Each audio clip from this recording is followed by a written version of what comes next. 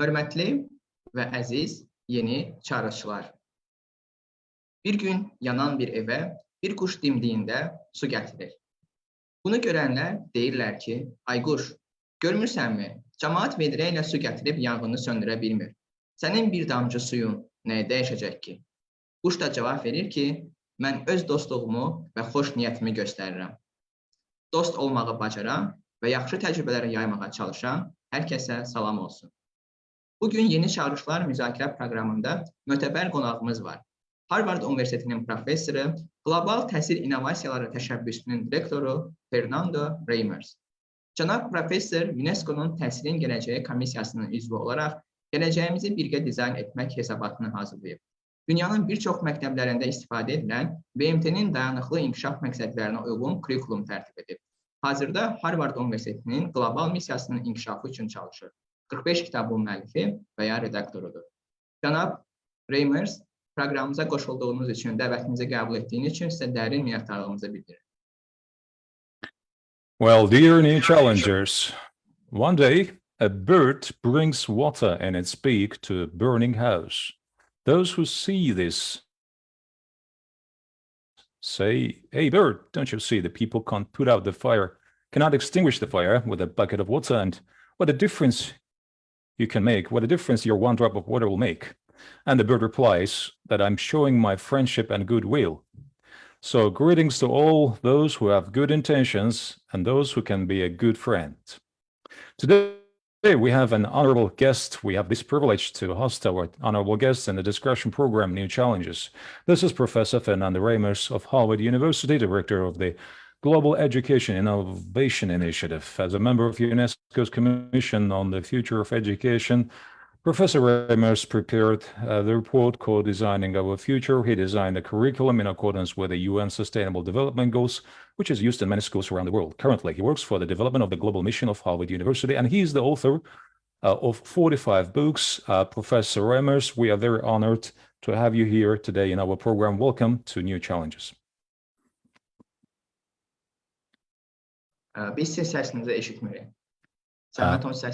Professor Reimers, could you please unmute yourself? Thank you.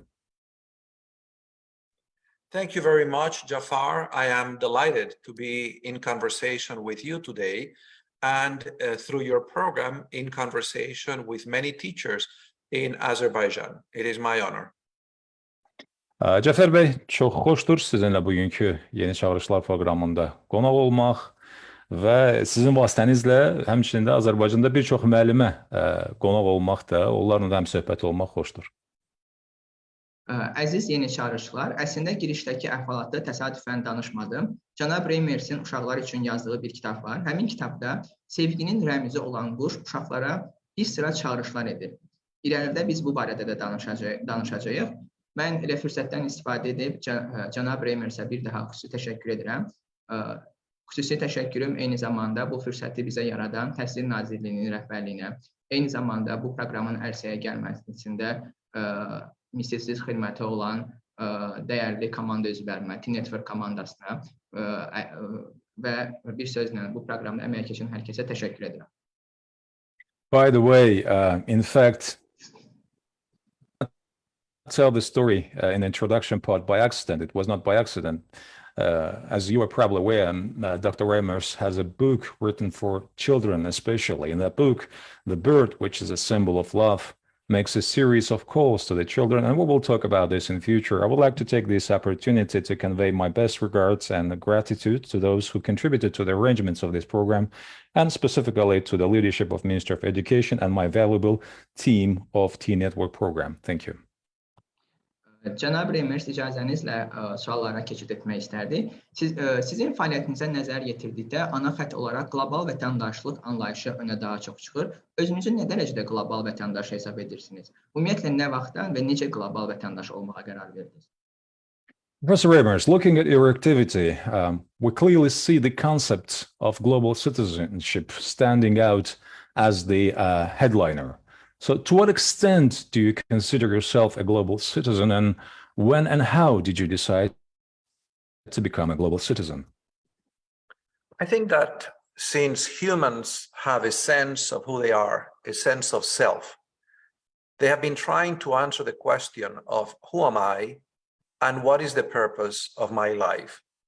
And for most humans, the answer to that question is first shaped by the communities that they belong to, their family, their village, their city.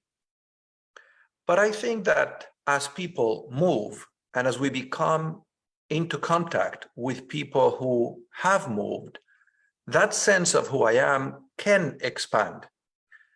I think it was 20 centuries ago that a man who wrote playwrights, theater plays, a man named Terence, wrote in one of those plays, "To be human is to live so that nothing human is foreign to us." And to me, that encapsulates the idea of being a global citizen. A global citizen is someone who understands that just as you are a member of your family, of your community, of your village, of your nation, you're also a member of a much bigger community, which is the human species. Now, I don't think that one decides to become a global citizen, but I do think there are experiences that can help you understand that you are a global citizen. And I think in my case, those experiences were shaped by the fact that my parents themselves had moved from the country of their birth to the country where I was born. They were born in Spain. They migrated to Venezuela, where I was born. I lived in communities where there were many families who had come from different places. And then I went to a school that had been created by people who had also moved, teachers who had immigrated from France. And the principal of that school believed that it was very important for a school to help students understand their similarities, their commonalities, and to appreciate their differences across many divides. So she made an effort to make sure that in that school, there were students who were girls and boys from different national origins, from different religious backgrounds. And I think that and many other experiences helped me understand that I had the aspiration of living so that nothing human would be foreign to me. But I do think that the aspiration of being a global citizen is just that. It's a process. I don't think there is a moment when you say, I now am a global citizen. I have a passport of the world that says I'm a global citizen. I think one can look for experiences that can help us develop that understanding that there is much to share in common with other humans. And I believe that for most of humanity, when the first images of Earth, of planet Earth, were sent from space, that helped a lot of people understand that we were fellow travelers on this small planet traveling around the Earth. And more recently, the images that have been sent by this powerful telescope of our galaxy traveling with other galaxies have also helped a lot of people understand the shared humanity we have with other people. Cəfər bəy, sualınıza cavab olaraq bildirim ki, bəşər övladı öz yaradılışı etibarilə bütün təkamül və zaman boyunca öz kimliyini axtarmışdır. Mən kiməm, həyata nə üçün gəlmişəm? Bunu biz həm icmaların timsalında, ailələrin timsalında, kəndlərin, sonradan qəsəbələrin, şəhərlərin və ümumiyyətlə bütün cəmiyyətin timsalında görə bilərik. Bu məxsusiyyət məsələsi, mən hara mənsubam, mənim kimliyim və s. Və icmalar arasında, insanlar arasında təmaslar genişləndikcə bu anlayış getdikcə genişlənmişdir. O da təşəkkül tapmışdır. 21-ci əsrdə bir çox piyesaların müəllifi olan müəllif Terence yazırdı ki, insan olmaq insana xas olan bütün o cəhətləri olduğu kimi qəbul etmək, onları yad hesab etməmək deməkdir. Yəni, insanın xislətində olan bütün o cəhətləri olduğu kimi qəbul etmək deməkdir. Mən sizin o qlobal vətəndaşlıq sualınıza sözümü gətirirəm. İşə gətirib ki, mən bir çox həm ailələr, ölkələr, yaşayış məkanları və kəndlər dedikdə, onu öz timsalında da deyə bilərəm. İş ondadır ki, mənim valideynlərim bir ölkədə doğulublar, mən başqa ölkədə doğulmuşam. Onlar İspaniyada doğulub, Venezuelaya köç ediblər. Mən Venezuelada doğulmuşam. Sonradan Amerika Birləşmiş Ştatlarında təhsil alıb böyümüşəm, boya başa çatmışam. Və bir çox mədəniyyətlərlə, bir çox millətlərlə eyni yerdə, eyni məkanda qaynayıb qarışmışam. Təhsil aldığım məktəb təsəvvür edin ki, fransız mühacirlərinin, fransız miqrantlarının təsis etdiyi bir məktəb olub və mən o mühitdə digər millətlərin nümayəndələri ilə təmasda olmuşam. Odur ki, sualınıza cavab olaraq özünüzü nə dərəcədə qlobal vətəndaş və nə vaxtdan qlobal vətəndaş hesab edirsiniz? Mən deyərdim ki, bu bir hansısa konkret anın, məqamın, zamanın məsələsi deyil. Bu davamlı bir prosesdir. İş elə gətirib ki, mən bütün bu həyatım boyunca bunu özümə hiss etmişəm.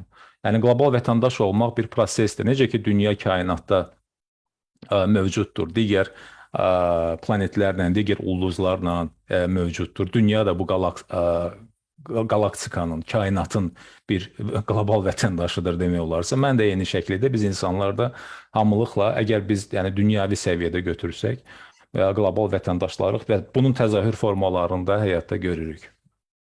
Cənab Reimers, ətraflı cavabınız üçün sizə təşəkkür edirik. Bəs təhsildə təbliğ etdiyiniz əsas ideya nədir? Professor Reimers, thank you for a very comprehensive and informative answer. But having that said, what do you think, what is the main idea that you promote in education? That the most important goal of education should be to help people develop the capacities that allow them to become architects of their own lives and contributing members of the many communities of which they are a part.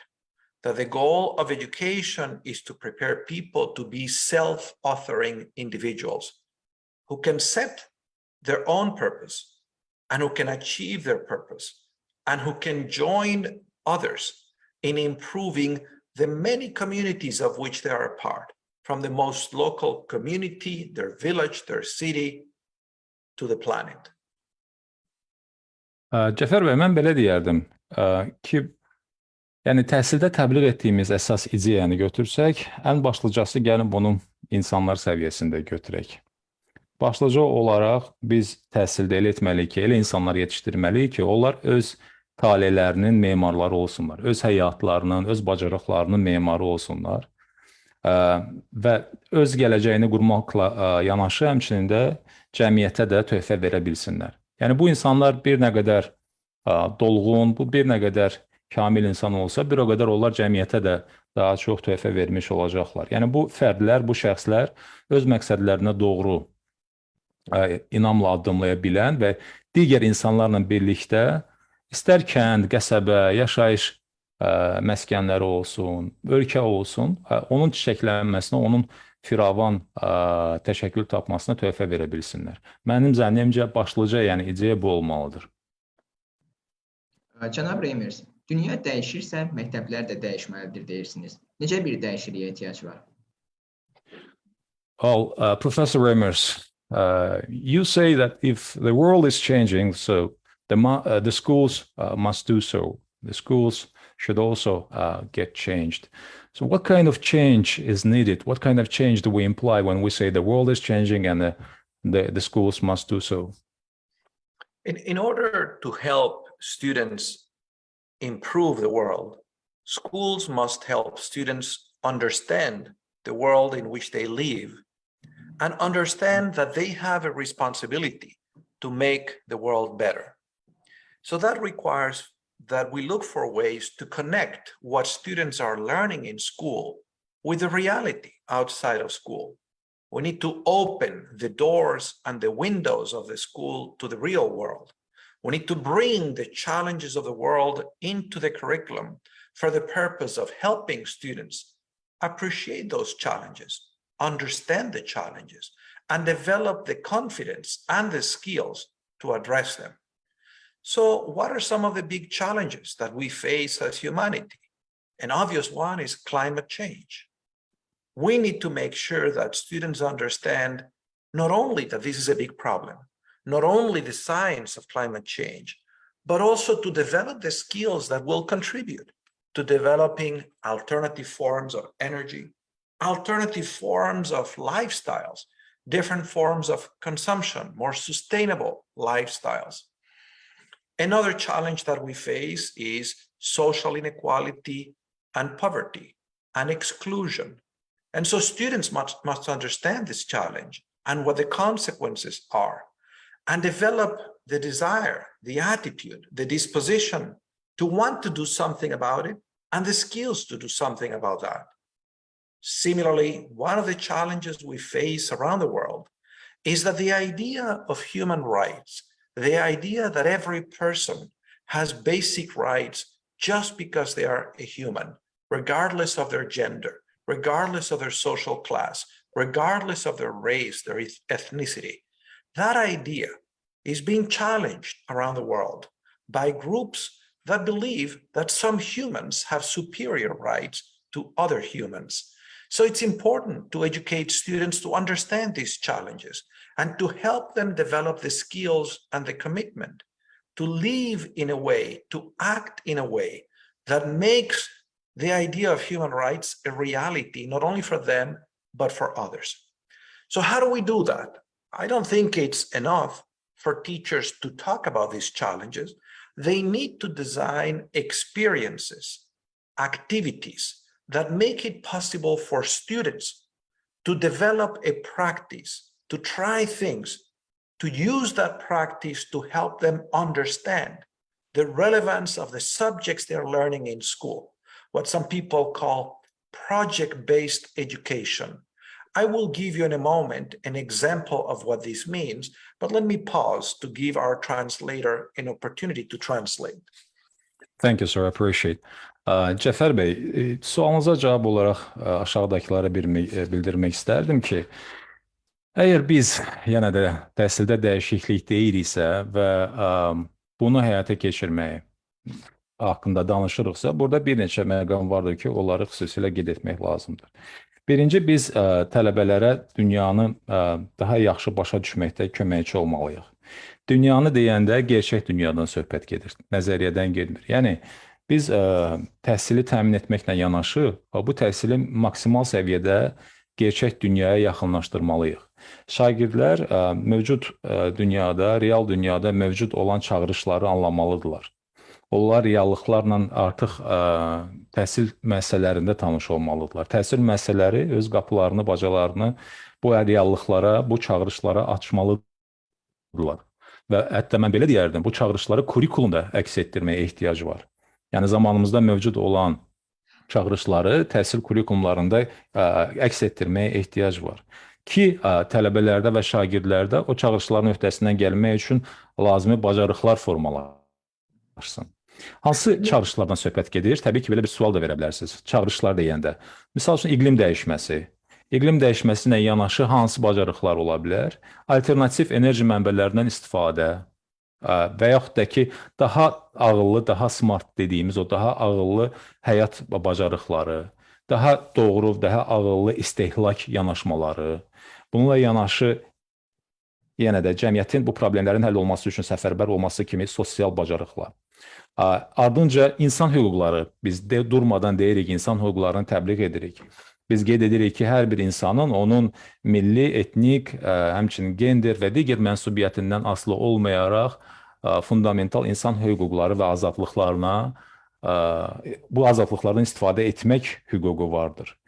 Təbii ki, amma bunun müqabilində biz görürük ki, bəzi qrup insanlar özlərini digərlərindən daha üstün hesab edirlər və bu hüquqlardan daha üstün şəkildə faydalanmağı düzgün hesab edirlər. Təbii ki, bunlara qarşı burada təhsildən istifadə edərək düzgün təhsil, düzgün yönləndirmə verməklə biz şagirdlərimizi, gənclərimizi daha düzgün yetişdirmiş olarıq.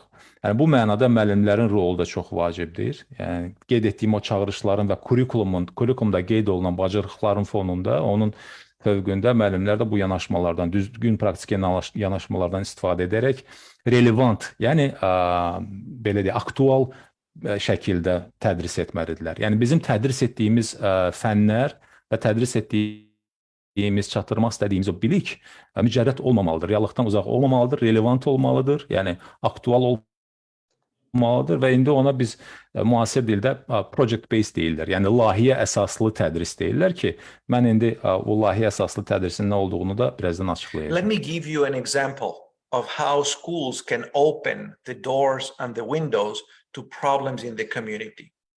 Some years ago, some former students of mine from Mexico decided to begin an organization that would work with teachers to help the teachers develop new pedagogies, new ways of engaging their students based on these ideas that I have shared.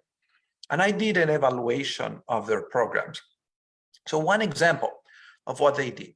In one school, these were students ages 14 and 15, the students had to identify a problem in the community. And then with their teachers, they had to understand the causes of that problem. And then they had to think about how could they solve this problem. And then they had to implement the solution. And then they had to evaluate the results of what they had done and reflect on their learning. So the problem that these students identified was the fact that the school had no running water. There were latrines in the school, but the water didn't come. And they decided to solve that problem. So they imagined a different number of different ways to bring water, and they selected one.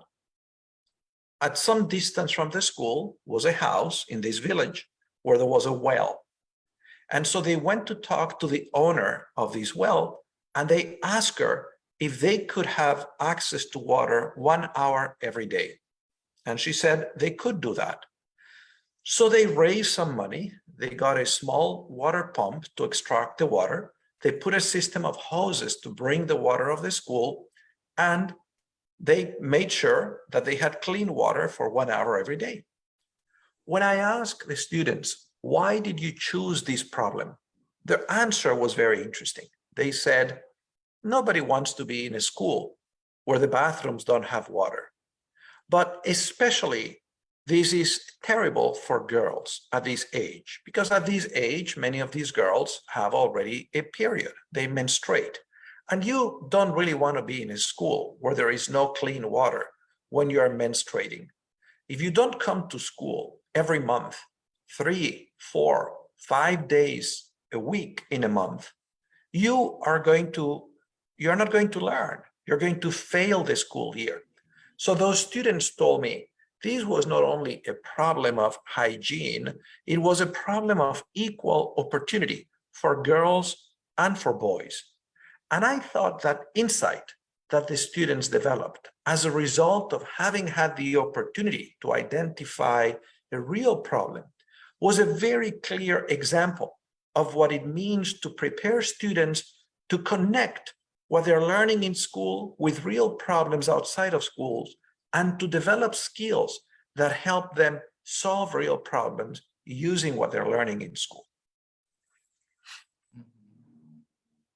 Cəfər bəy, bu sualla bağlı elə sözümün davamı olaraq mən sizə bir misal gətirmək istəyirəm. Meksikalı bir tələbəm var idi. O belə bir layihə həyata keçirməyə qərar verdi ki, müəllimlərlə birlikdə yeni pedaqoji yanaşmalar, barəsində danışdığım o yeni pedaqoji yanaşmaları təbliğ etmək üçün, müəllimləri buna təlimləndirmək üçün bir layihə həyata keçirmək qərarına gəlir məktəbdə, 14-15 yaşlı məktəblər arasında. Onlara bir tapşırıq verir ki, siz müəyyən bir problem seçin, problemi müəyyən edin, sonra bu problemin həlli yollarını axtarın, problemin həlli yollarını tapandan sonra onu həll etməyə çalışın və sonradan da bu atdığınız addımı, gördüyünüz işi qiymətləndirin. Şagirdlər məşvərət edirlər və sonradan qərara gəlirlər ki, məktəbə su çəksinlər, çünki bu məktəbdə su təchizatı olmur və məktəbə suyun çatdırılması üçün müxtəlif variantları nəzərdən keçirirlər. Söhbət sırf məktəblərdən gedir, şagirdlərin özləri bunu edirlər. Onlar beyin həmləsi edirlər, müzakirə edirlər və qərara gəlirlər ki, bir çox variantlar arasında bir variant daha uyğundur. Məktəbdən müəyyən bir məsafədə bir təsərrüfat var. Orada da təsərrüfatda bir quyu var. Qərar alırlar ki, həmin o təsərrüfatın sahibəsinə müraciət etsinlər və xanımdan icazə istəsinlər ki, gündə 1 saat ərzində həmin quyudan məktəbə su vurulsun, içməli su vurulsun. Bunun üçün pul yığırlar. Topladığı pula nasos və həmçinin də şlanqlar alırlar və bu borular alırlar, belə deyək. Bu nasos və boruları alandan sonra həmin o deməli xətti, su təchizatı xəttini çəkirlər və gün ərzində 1 saat məktəbdə içməli su olur. Mən məktəblilərə sual verdim ki, siz nə üçün məhz bu layihəni seçdiniz? Onlar bilirsinizmi mənə nə dedilər? Dedilər ki, əgər məktəbdə içməli su olmasa, heç kim məktəbə gəlməyəcək. Yəni, onlar məhz məktəbin dayanıqlığını düşünüblər ki, su olmasa məktəbə heç kim gəlməyəcək, təhsil almayacaq. Digər məsələ də o idi ki, söhbət 14-15 yaşlı məktəblərdən gedir. Təbii ki, o yaşda məktəbli qızların xüsusi fizioloji ehtiyacları olur. O su olmayanda, təbii ki, gigiyena olmayanda da bu yaşda olan qızlar əziyyət çəkirlər. Çünki o fizioloji higiyenik ehtiyaclarını qarşılaya bilmirlər və təbii ki, bu da oğlanlarla qızlar arasında təhsil baxımından əlverişsizlik yaradır. Bu əlverişsiz vəziyyəti aradan qaldırmaq üçün də bu layihəyə həmçinin ona görə də imza atdılar. İndi görürsünüzmü? Yəni, bu çox əyani bir misaldır. Biz tələbələrə kömək etdikdə, onları o lazımi biliklə, savadla təmin etdikdə, onlar həmin bilikdən istifadə edərək reallıqla nəzəriyyəni qovuşdururlar. Reallıqla nəzəriyyəni bir növ körpü şəklində bir-birinə uzlaşdıra bilirlər və problemləri həll edirlər. Cənab Reimers, ətraflı cavabınız üçün sizə minnətdarlığımızı bildiririk. Ümumiyyətlə, bizim maraqlıdır. Qlobal təhsilin milli təhsildən və ya milli kurikulumdan əsas fərqi nədir? Və niyə qlobal təhsil? Təhsili qloballaşdıran nədir? Professor Reimers, thank you for a very informative and very comprehensive, detailed response with a specific case that you mentioned. In this regard, let me ask the next question. Why global education? And what globalizes the education, and why, after all, we need to have the global education? What is the purpose? What is the point behind of the global education? The point of global education is to help students understand the world in which they live and to be competent to live in a world where all of our lives are shaped by events that are local as well as global. And those two are connected. Take climate change, for example. Climate change manifests itself in every community on this planet, but it is not a problem that can be solved only in that community. It is a shared problem of humanity. So students need to understand this relationship, because the process of globalization, through exchanges such as the one we're having today, through trade, through migration, is bringing into contact people from many different cultural origins. It is essential that we educate students to understand that difference as a source of strength, as a source of possibility, as something valuable, and to help them develop the skills to work across those cultural differences for the benefit of humankind, for the benefit of addressing our challenges. That is the reason I think every school on this planet should be helping students understand what are these shared global challenges and how to advance a vision of the world, such as the vision articulated in the United Nations Sustainable Development Goals. 17 goals adopted at the General Assembly of the United Nations in 2015 that describe a world which is inclusive and which is sustainable, and where we can resolve our differences in peaceful ways. Cəfər bəy, bilirsinizmi, sizin sualınıza cavab olaraq niyə qlobal təhsil, təhsili qloballaşdıran nədir və fərqli cəhətlər nədir? İş ondadır ki, dünyadakı cərəyan edən bütün hadisələr, onlar həm lokal, həmçində qlobaldır. Heç bir lokal hadisə qlobal olmadan ötmür. Yəni, onun qlobal fəsadları var, həmçində əks istiqamətdə. Elə iqlim dəyişikliyini götürək. İqlim dəyişikliyi istənilən cəmiyyətdə, istənilən lokal hüdudlarda da baş verə bilər. Amma eyni zamanda o bir qlobal prosesdir. Yəni onun təzahür formaları fərqli ola bilər, amma qlobal prosesdir. Heç bir, yəni icma, heç bir cəmiyyət, heç bir ölkə o qlobal iqlim dəyişikliyindən kənarda qalmır. Yəni o bizim ümumi bir problemimizdir. Tələbələr də, şagirdlər də bunu anlamalıdırlar ki, onlar belə bir şəraitdə, belə bir dünyada yaşayırlar ki, oradakı problemlər, oradakı məsələlər artıq gündəmdə dayanan məsələlər qlobal xarakterlidir. İstər ticarət olsun, istər miqrasiya olsun, biz bunu müasir dünyada necə təşəkkül tapdığını görürük.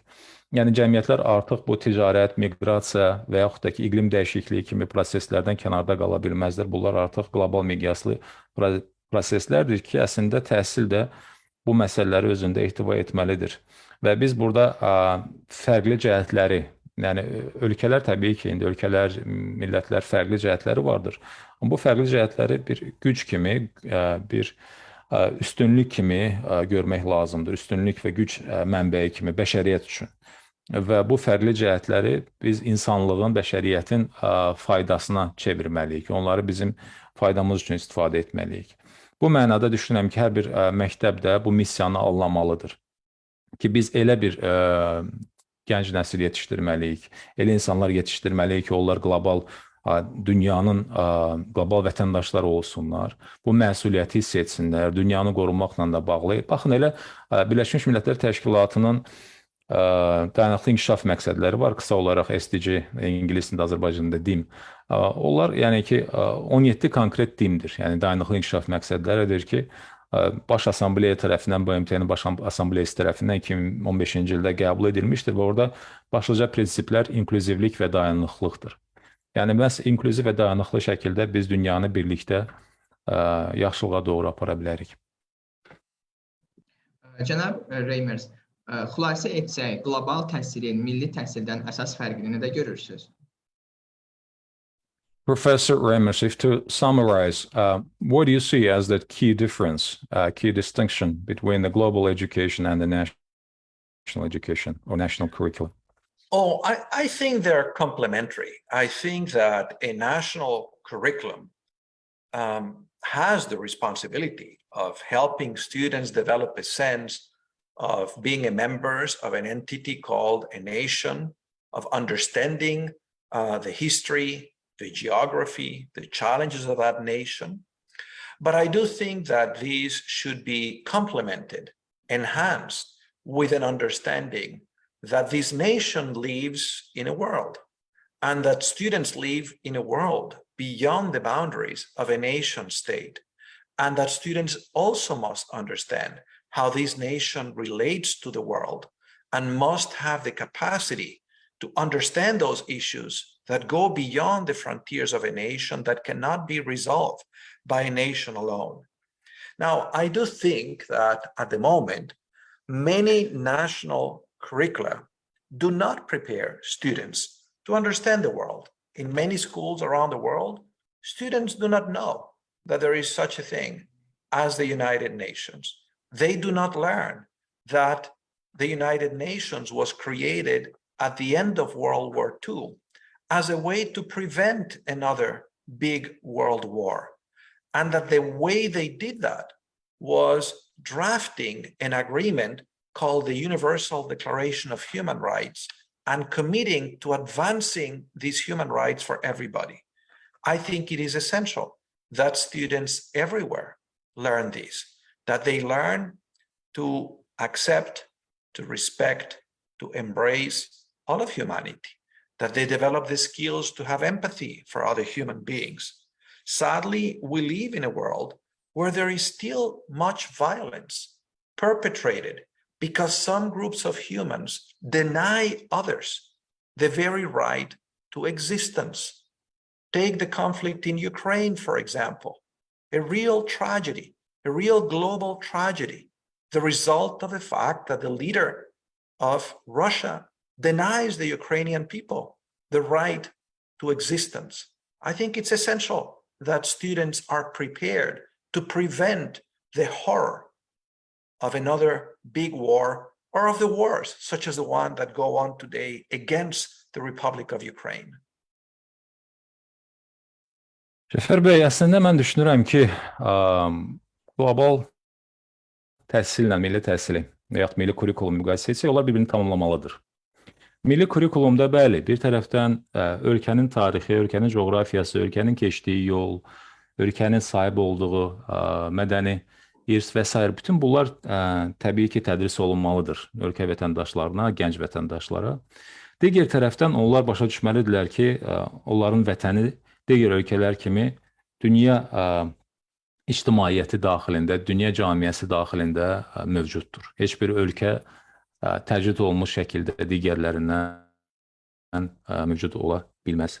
Yəni, bunu da dünya dəyərlərini, həmçində dünya tarixini də tələbələrə bildirmək lazımdır. Onlar başa düşməlidirlər ki, onların bir nə qədər öz tarixi, mədəniyyəti, coğrafiyası varsa, bir o qədər də digər dövlətlərin də mədəniyyəti, coğrafiyası, tarixi vardır.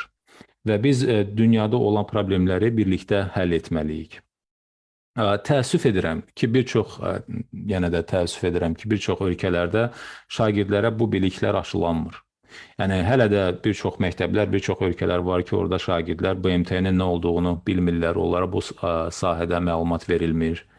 BMT-nin 2-ci Dünya müharibəsinin sonunda yaradıldığını, nə üçün yaradıldığını, hansı məqsədlə, növbəti müharibələrin qarşısını almaq məqsədi ilə yaradıldığını bilmirlər.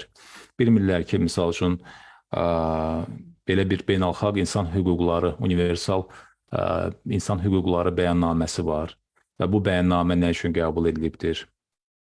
Bilmirlər ki, digər insanların şərəflə layiqəti və insanların yenə də sülh şəraitində yaşamaq hüquqları var. Bu hüquqları tanımaq, onları qəbul etmək vacibdir. Yenə də biz görürük ki, təəssüflə qeyd edirəm, dünyada bir çox münaqişələr var. Bəzi qrup insanlar, bəzi dövlətlər, dövlət rəhbərləri düşünürlər ki, onların müstəsna hüquqları var digər millətlərə baxanda və biz bunu Ukraynada baş verənlərin timsalında konkret görürük ki, yenə də qeyd etdiyim kimi bir ölkənin rəhbəri qlobal miqyasda düşünür ki, onun məxsusi belə bir müstəsna hüququ var ki, Ukraynalıların hüquqlarını tapdalasın. Onun hüququ sanki onların hüququndan daha üstündür və o hüquqları tanımır. Bu da böyük bir faciədir. Qlobal miqyasda müasir zamanımızda dünyada baş verən və Ukrayna xalqının da başına gələn bir fəlakətdir. Təbii ki, bütün bu halların qarşısını alması üçün, onların baş verməsinin, təkrarlanmasının qarşısını alması üçün belə bir yanaşma olmalıdır və suala qayıtdıqda yenə düşünürəm ki, qlobal təhsil ilə milli təhsil bir-birini tamamlamalıdır, nəinki bir-birini istisna etməlidir.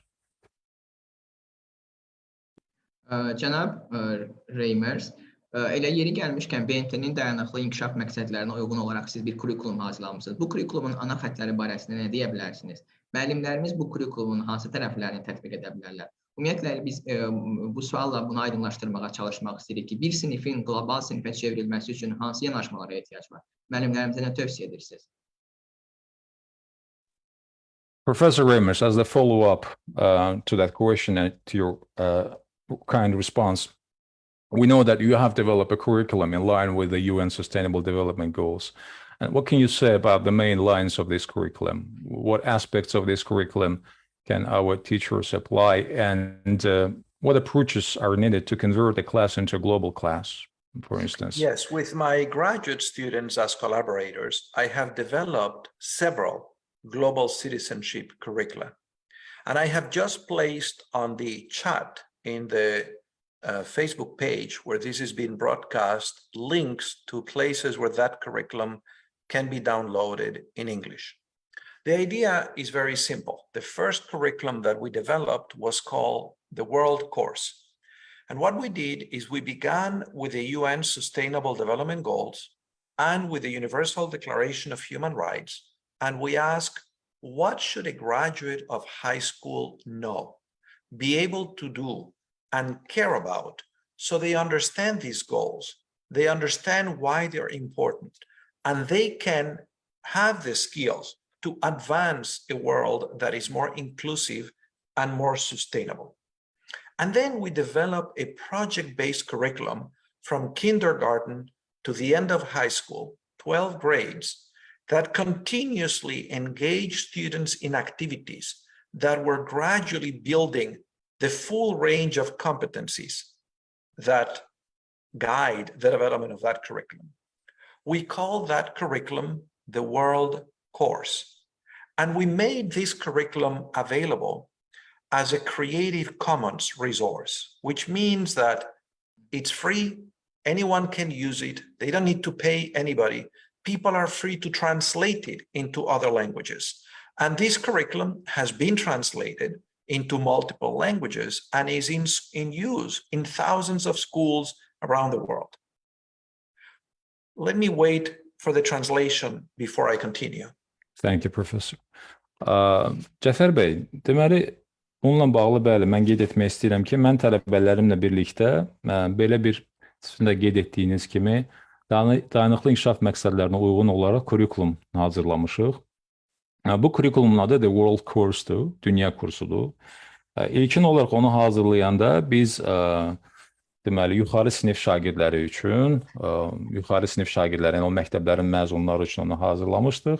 Burada başlıca məqsəd BMT-nin dayanıqlı inkişaf məqsədləri və BMT-nin həmçinin də insan hüquqlarına dair universal bəyannaməsi idi. Bu iki sənədi əsas bir istinad sənədi kimi götürmüşdük və burada başlıca məqsəd o idi ki, tələbələrə bu deməli BMT-nin bu təşkilatı sənədləri haqqında və insan hüquqlarına dair olan bu sənəd haqqında məlumatlandırmaq. Necə edək ki, onlar bu bilikləri əldə etsinlər, bu bilikləri tətbiq etsinlər və dünyanın daha da dayanıqlı, daha da inklüziv olması üçün öz töhfəsini versinlər. Bilsinlər ki, dayanıqlı inkişaf məqsədləri nədir, bilsinlər ki, insan hüquqlarına dair BMT-nin universal bəyannaməsi nədir. Sonradan biz bunu tək yuxarı sinif şagirdləri üçün deyil, ümumiyyətlə bütün 12 deməli sinif üçün kurikulum formasına aldıq və bunu bir bələdçi rəhbər təlimat sənədi etdik.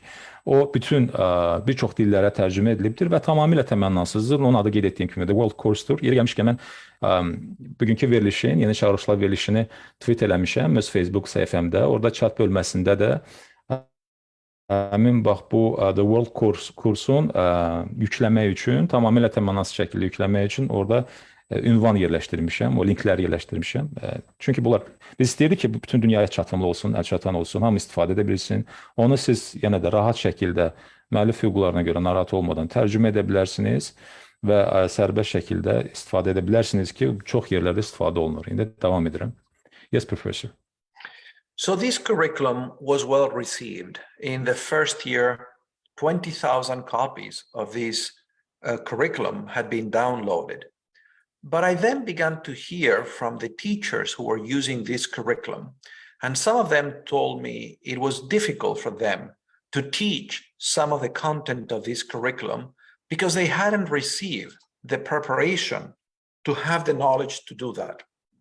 So with my collaborators, with my students, with more than 30 of my graduate students at Harvard, we developed a simpler version of that curriculum called Empowering Students to Improve the World in 60 Lessons, just 60 lessons, 5 lessons for first grade, 5 lessons for second grade, 5 lessons for third grade, all the way to 12th grade. And that curriculum, that book, also included a simple process explaining how to organize in a school an approach so that all teachers could innovate in generating a curriculum, their own curriculum, and could develop their capacity to do that, and they could connect with other schools, building a network of schools, an innovative network of schools. And the second book was even better received than the World Course because it was simple. It was very accessible. That book has been translated into Arabic, Turkish, Chinese, Spanish, French, Portuguese, so many different languages. And I have placed a link to a place where that curriculum can be downloaded. And it would give me great happiness if some of the people listening on this call decided, let's translate this book into our language, into our local language, so that more people can use it in Azerbaijan. So those are the two resources. Those are the goals. The goals are basically to build the capacity of teachers and schools to become engines of innovation, to generate innovative curricula that help students develop the skills to improve the world, to achieve the Sustainable Development Goals. Cəfər bəy, mən qeyd etmək istərdim ki, həmin vaxt bu bizim kitabımız, tələbələrlə birlikdə hazırladığımız World Course kitabımız ilk olaraq 20.000 dəfə yüklənmişdir, 20.000 nüsxədə yüklənmişdir. Amma müəllimlərin rəyi belə idi ki, onlar dedilər ki, biz əziyyət çəkirik bu kurikulumun tətbiq olmasında. Çünki bu kurikulumla bağlı, bu content, bu mövzu ilə bağlı biz təlim keçməmişik. Və tədris prosesində onun tətbiqi bizdə müəyyən çətinliklər yaradır.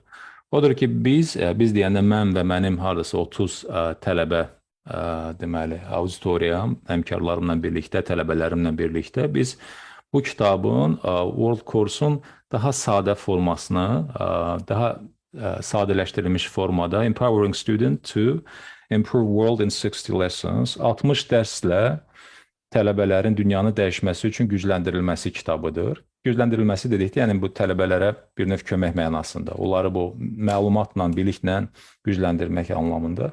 Söhbət yenə də bütün o 12 sinifdən gedirdi, yəni 1-dən 12-yə kimi və hər sinifə 5 dərs nəzərdə tutulmuşdu, cəmi 60 dərs edir.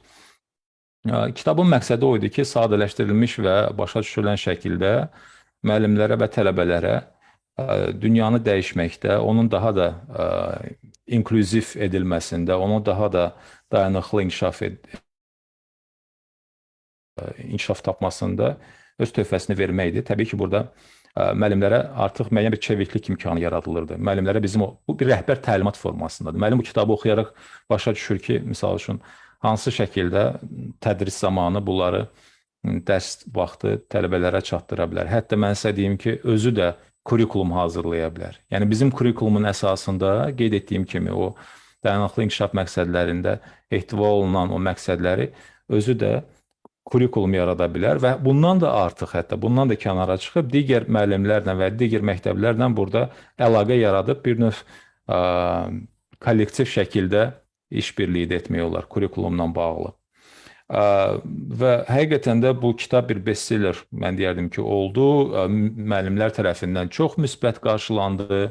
Ərəb, türk, ispan, portuqal dillərinə, çin dilinə tərcümə olundu.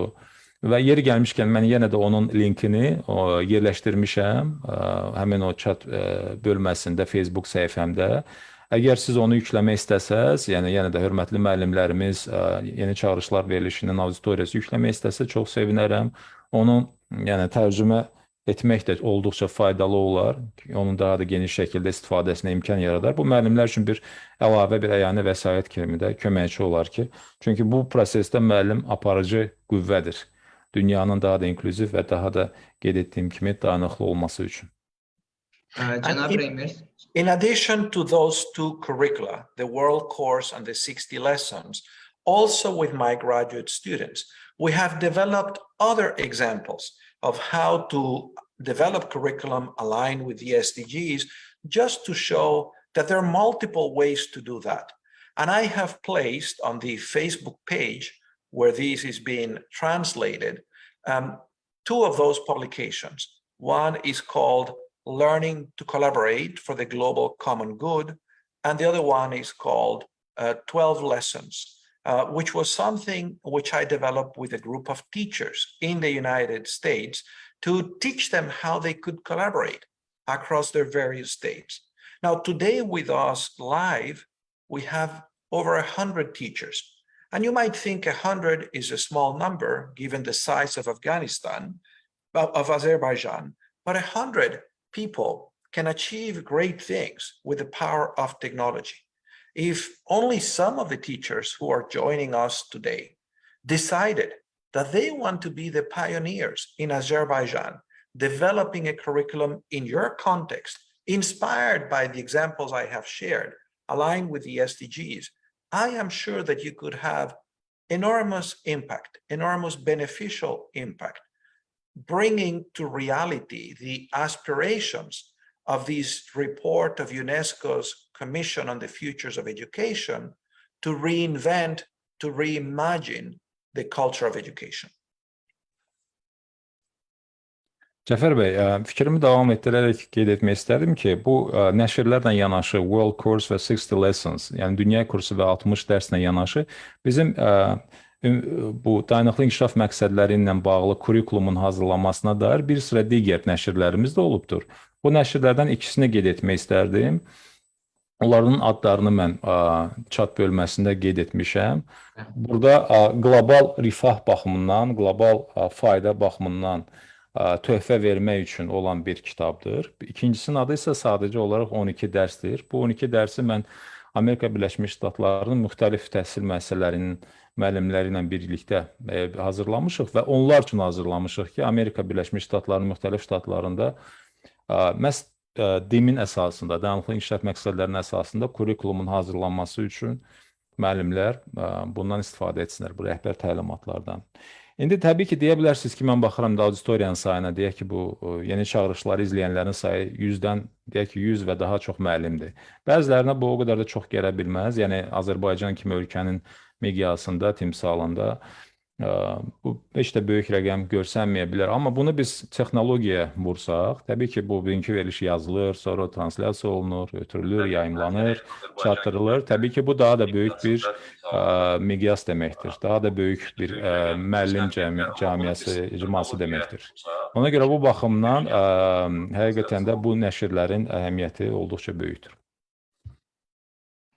Cənab Reimers, biz də T-Network'un Facebook səhifəsində zaman-zaman sizin o qeyd etdiyiniz kursu tərcümə edərək, Azərbaycan dilində tərcümə edərək izləyicilərimizlə paylaşacağıq. Sualımıza davam etsək, gələcəyin təhsil modeli, indiki təhsil modelindən nə ilə fərqlənməlidir sizcə, Cənab Reimers?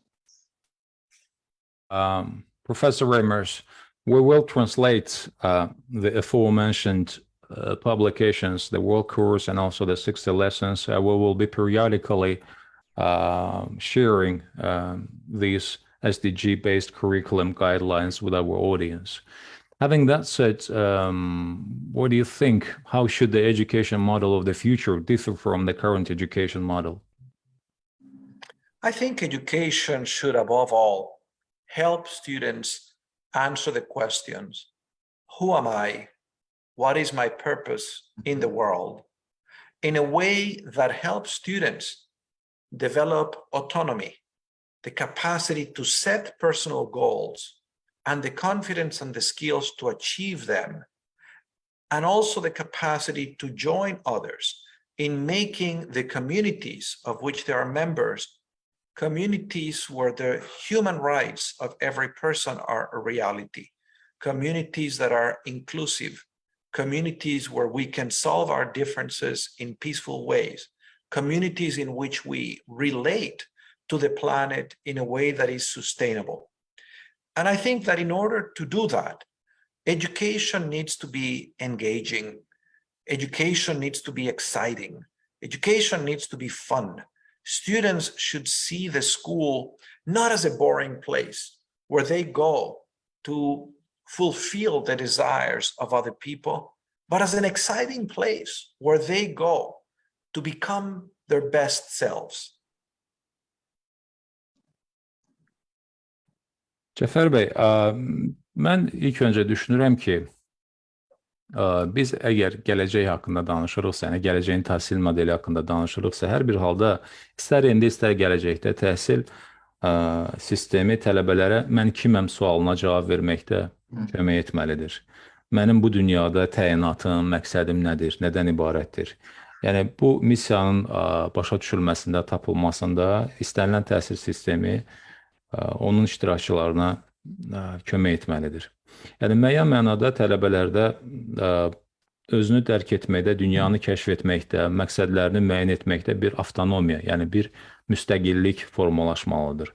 Digər tərəfdən onlar reallıqların həll olunmasında, insan hüquqlarının həqiqətən də bir reallıq olduğunu başa düşməkdə, bu insan hüquqlarının təşəkkül tapmasında, daha da inklüziv cəmiyyətlərin qurulmasında, problemlərin inklüziv şəkildə həll olunmasında töhfə verməyi də bacarmalıdır, öyrənməlidir. Bir tərəfdən həyatdakı təyinatlarını, məqsədlərini, kimliklərini, digər tərəfdən isə digər insanlarla birlikdə sülh şəraitində yaşayıb inklüziv cəmiyyət yaratmaqda töhfə verməlidirlər. Bu baxımdan mən düşünürəm ki, təhsil coşqulu olmalıdır, maraqlı olmalıdır, həyəcan verici olmalıdır, cansıxıcı olmamalıdır. Məktəbdə məhz şagirdlər ora gəlib kəşflər etməlidirlər və bunu yenə də qeyd etdiyim kimi çox həyəcanlı, coşqulu şəkildə etməlidirlər, nəinki can sıxıcı bir məkan kimi. Onlarla birlikdə sülh şəraitində yaşayıb inklüziv cəmiyyət yaratmaqda töhfə verir. Yeri gəlmişkən professor Reimers coşqulu olmalıdır, maraqlı olmalıdır, həyəcan verici olmalıdır, can sıxıcı olmamalıdır. Məktəbdə məhz üzr istəyirəm, zəhmət olun. Deməli, cənab Reimers, sizin sözünüzə qüvvət, cansıxıcılıq barəsindəki qeydinizə bir istinad etmək istəyirdim. Deməli, bizim Yeni çağırışlar proqramında qonaq olan bir sıra mütəxəssis uşaqların məktəbdən sıxıldığını, onların məktəbdə xoşbəxt olmadığını etiraf ediblər. Və siz bu barədə nə düşünürsünüz? Əgər bu fikirlə razılaşırsınızsa, vəziyyəti necə dəyişə bilərik? Məktəb həyatını həyat məktəbinə çevirmək üçün hansı çağırışlara cavab verilməlidir? Professor Reimers, just to follow up, by the way, what we have noticed, a number of the scholars who were guests in the New Challenges program, they admitted that the children are bored at school and they are not happy at all at school. What do you think about it? If you agree with this thinking, with this statement, how can we change the situation and what challenges must be responded to make school life really an exciting life? How should we prepare people for the future in an exciting and fun manner? There are many different schools around the world. One of the big successes of the creation of the Universal Declaration of Human Rights, in including the right to education, is that humanity succeeded in bringing almost every child to school to spend a number of years in school. And with that success, there was also great variation on what that experience looks like. There are some schools where students are very happy, they are learning what they need, and they go on to improve their lives as a result of that. But there are also schools where students are not treated well. In some schools, students are punished harshly by their teachers.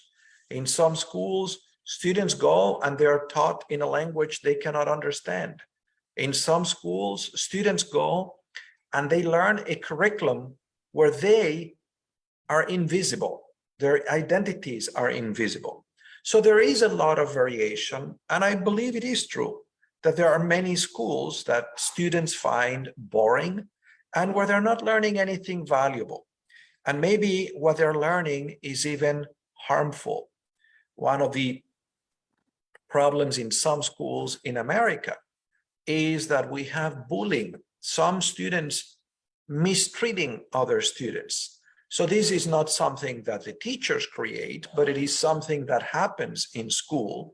And if you are a student that is bullying, you're not going to be very happy going to school. You're going to suffer as a result of going to school. So I do think this is very serious. And we should all, educators, try to learn from the best schools. We should identify the schools and the teachers where the students have the best opportunities to become the best version of themselves. And we should then ask, how do we make other schools like them? And I am certain, I have never visited Azerbaijan, but I have been in many countries, and I'm certain that there are good schools in Azerbaijan and that there are good teachers, just like I'm certain there are bad schools and bad teachers, just like happens in America and in every other country. So what I hope is that you can create a system where you have the opportunity to learn from the best teachers in your country, to identify them, to learn from them. You know, there are simple things that can be done to cause people to become more interested in excellence in education. One of them is to create a simple process of recognition of good teaching in every school. Find a way once a year for students, for teachers, for parents to nominate the teacher that they think has been most successful in exciting their students, in teaching their students. And then create a process to maybe give some kind of an award, maybe some money, some recognition. But the beauty of that process is that it causes everybody to become engaged in paying attention to what is happening in the school, and it educates parents and it educates students into understanding the difference between good education and bad education, and to push a process that will try to make everybody better. Cəfər bəy, mən düşünürəm ki, ümumiyyətlə bu sahədə müxtəlif məktəblər vardır. Yəni, bəli, elə məktəblər təəssüf ki, vardır ki, o məktəblər də təhsil faydadan çox ziyan gətirir. Və orada qeyd etdiyim kimi BMT-nin daxili inkişaf məqsədləri və bu məqsədlərdən irəli gələn vəzifə və öhdəliklər, anlayışlar aşılanmır. Hətta bu məktəblərdə tələbələr cəzalandırılır, bəzi məktəblərdə çox ciddi cəzalandırılır, yəni belə məktəblər də var. Elə məktəblər var ki, orada tədris olunan fənlər və yaxud da ki, o bilik əslinə qalanda şagirdlərə ziyandır, onların faydasına deyil. Və bəzi kurikulumlar var ki, o kurikulumda ümumiyyətlə şagirdin yeri görsənmir. O sanki görünməz bir obyektdir. Amma bununla yanaşı yaxşı məktəblər də vardır. Müsbət bir nümunə olan məktəblər də vardır. Və ABŞ-da misal üçün, ABŞ-ın özündə bullying deyilən bir problem geniş yayılmışdır məktəblərdə. Şagirdlər tərəfindən digər şagirdlərin incidilməsi. Bunu təbii ki, müəllimlər təbliğ və təqlid etmirlər. Amma bu proses baş verir. Bunların aradan qaldırılması üçün biz ilk növbədə gərək yaxşı məktəblərin misalında özümüz üçün müəyyən ibrətlər çıxaraq. Görək ki, bu yaxşı uğurlu məktəb modellərində hansı təcrübələrdən istifadə olunur? Orada təhsil prosesi necə aparılır və çalışıb onu çoxaldaq, onu ölkə miqyasında digər məktəblərdə də tətbiq edək. Yəni, bu yaxşı məktəblər var. Mən əminəm ki, Azərbaycanda da onların sayı az deyil. İstər Azərbaycanda, istər ABŞ-da və yaxud da ki, digər yerlərdə. Onları təhlil edib, onlardan öyrənmək də çox vacibdir. Digər tərəfdən, yaxşı müəllimlər, yəni bu sahədə öz peşəsini yaxşı gələn müəllimlərdən də öyrənmək olduqca önəmlidir. Və burada bir məsələni də qeyd etmək istərdim. Müəllimlərin zəhmətini, onların əməyini qiymətləndirmək də çox vacibdir. Yəni, bunun müxtəlif yolları var. Ən azı ildə bir dəfə valideynlərin, şagirdlərin iştirakı ilə, icmanın iştirakı ilə müəllim əməyinin və fərqlənmiş müəllimlərin mükafatlandırılması, onların qeyd olunması ola bilər. Şərt deyil ki, yəni hansısa müstəsna bir hədiyyə olsun, mükafat olsun, amma ən azından o müəllimin zəhmətinin qiymətləndirilməsi və məktəbdə o təhsil prosesinə ictimaiyyətin cəlb olunması prosesi də olduqca önəmli və vacibdir. Yəni, bütün bunlar qeyd etdiyim kimi bizə nümunəvi təhsilin, nümunəvi məktəblərin yaradılmasında kömək edə bilər. Cənab Reimers, yaxşı məktəb modelindən danışmışkən, izləyicilərimizə Sinqapur təhsilindən 15 məktub kitabınızdan hansı məqamları xüsusi vurğulamaq istərdiniz? Ümumiyyətlə, bir sinifin qlobal sinifə çevrilməsi üçün hansı yanaşmalara ehtiyacımız var? Well, speaking about the good model of school, what points would you like to highlight to our audience, Professor Reimers, based on your book, 15 Letters on Education in Singapore, Reflections from a Visit to Singapore in 2015? Yes, let me first say that this book was not written by me alone, but was written with 15 colleagues, educators from Massachusetts, after we visited Singapore to study their education system. And we wrote this book to share with our fellow educators in Massachusetts what we had learned and what we thought were some useful lessons for our state based on what Singapore was doing. And then we published this book for free. Anyone can find this book on Amazon and the cost is $0. Download it for free. The title is 15 Letters on Education in Singapore. The reason we went to Singapore is because the Global Education Innovation Initiative, which I lead at Harvard University, is a research program with colleagues in many different countries that is trying to advance knowledge about how to transform education systems, entire systems at scale, so that schools offer an education that is more relevant to the challenges of the 21st century. And one of the nations that has been doing that successfully is the nation of Singapore. I would like to highlight two things from that book, and I hope that those listening will have the curiosity to read these essays. It's a short little book. The first lesson is that when Singapore started as an independent nation only 60 years ago, less than 60 years ago, it actually had a very bad education system. Most people were illiterate, and Singapore was a very poor nation economically, did not have a lot of resources, did not even have drinking water.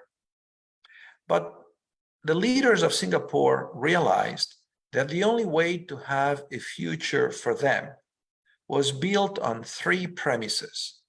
Number one, build a nation in which the rule of law prevailed, in which laws provided a social contract that would make life predictable for people. Second, build a nation that included everyone, that gave everybody an opportunity to participate and to improve their circumstances. And third, basically build an education system that made it possible for that nation to provide those opportunities. And that is how Singapore became, from being a very poor nation 60 years ago, one of the countries with highest per capita income in the world, and with a very well-functioning education system. Now, Singapore, I think, in the development of that system, did not happen overnight. It was a process of continuous improvement where they had a modest mindset. They believed it was essential to continuously build on what had been done before. And that's a big difference from other systems that I know, where people try to make big jumps from the past into the future and to destroy what exists. I think that Singapore has understood how important it is to have an ambitious curriculum. And over those 60 years, they have made their curriculum more and more ambitious, more and more comprehensive. It is a curriculum that is trying to develop the whole child, not only cognitive skills, but also self-knowledge, character, and the social skills that make it possible for people to collaborate with others productively. Singapore has also understood that the only way an ambitious curriculum can transform the culture of the schools is if you provide teachers the opportunities to develop excellent skills. And so Singapore has an institute called the National Institute of Education that is in charge both of initial teacher preparation, but that also offers many opportunities for continuous professional development to their teachers. I think this combination between an ambitious curriculum and robust and effective opportunities for initial education and lifelong professional development for teachers are one of the reasons Singapore was able to build one of the best education systems in the world that actually improve the living conditions of most people in Singapore. Cəfər bəy, qeyd etmək istərdim ki, adı çəkilən kitabı, yəni Singapur təhsilindən 15 məktub, Mən bu kitabı tək deyil, yəni onun müəllifi mənimlə həmçinin də həm müəllif olan Massachusetts məktəblərinin, Massachusetts universitetlərinin 15 müəllimidir. Yəni bu kollektiv bir əsərdir.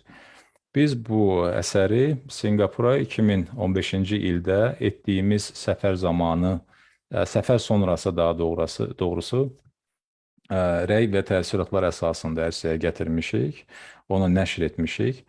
Mən sizin də öncə qeyd etdiyiniz kimi, mən Harvard Universitetində təhsildə qlobal İnnovasiyalar təşəbbüsünə rəhbərlik edirəm və bu təşəbbüs çərçivəsində biz Singapura belə bir səfər təşkil etmək qərarını aldıq. Çünki Singapur bildiyiniz kimi təhsil sistemi baxımından da ümumiyyətlə dayanıqlı inkişaf məqsədləri baxımından da sahib seçilən və inkişaf etmiş dövlətlərdəndir.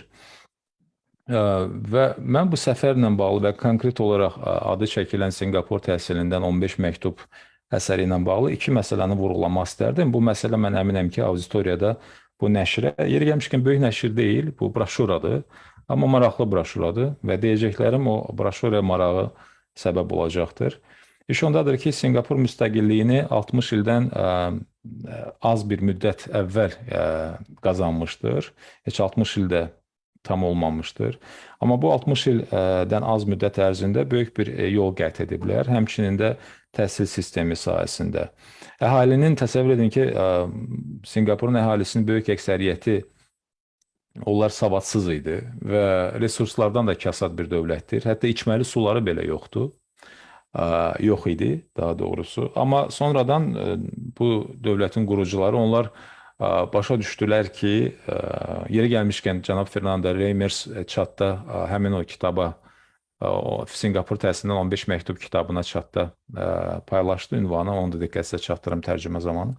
Və bu deməli Singapurun liderləri, rəhbərləri başa düşdülər ki, ölkəni inkişaf etdirmək üçün 3 əsas şərt vacibdir. Birinci şərt o idi ki, onlar qərar verdilər ki, ölkədə mütləq olaraq qanunun aliliyi prinsipi bərqərar olacaqdır.